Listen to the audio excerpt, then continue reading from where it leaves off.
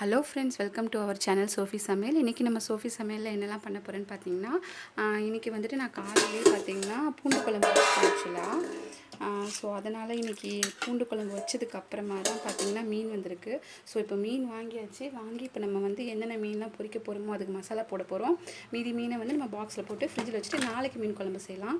அதுக்கப்புறம் நம்ம இப்போ என்ன பண்ண போகிறோம்னா இன்றைக்கி பார்த்திங்கன்னா, இப்போ மாங்காய் தொக்கு நான் உங்களுக்கு எப்படி செய்கிறதுன்னு, அதாவது தித்திப்பு மாங்காய் எப்படி செய்யுதுன்னு நான் சொல்லிட்டு நான் இப்போ உங்களுக்கு போட்டு காட்ட போகிறேன் வீடியோவில். ஸோ நம்ம இப்போ வந்து ஃபஸ்ட்டு வந்து மீனெல்லாம் பிரித்து வச்சிடலாம். நம்ம மீனை வந்து மசாலா போட்டு வச்சிட்டோம். நெக்ஸ்ட்டு வந்து நம்ம வந்து மாங்காய் தித்திப்பு மாங்காய்க்கு வந்து எண்ணெய் ஊற்றியாச்சு. இதில் வந்து கடுகு, உளுத்தம்பருப்பு, காஞ்ச மிளகாய், கருவேப்பிலை போட்டு தாளிச்சிக்கோங்க. ஒரு 1/4 ஸ்பூன் மட்டும் மிளகாத்தூள் போட்டுட்டு உடனே தண்ணி ஊற்றிடுங்க. தண்ணி கொதிச்சோடனே லைட்டாக சால்ட் ஆட் பண்ணிக்கோங்க. அப்புறம் பார்த்தீங்கன்னா வெள்ளத்தையும் கொஞ்சம் நுணுக்கி வச்சுருக்கேன், அதையும் கூட ஆட் பண்ணிக்கோங்க. நல்லா கொதிச்சு இது கலந்து வர வெள்ளம்லாம் நல்லா கரைஞ்ச உடனே இந்த மாங்காவையும் இது கூட அவ்வளோதான் ஃப்ரெண்ட்ஸ். இப்போ நம்ம மாங்காய்லாம் நல்லா வெந்து சூப்பராக திக்காகிடுச்சு.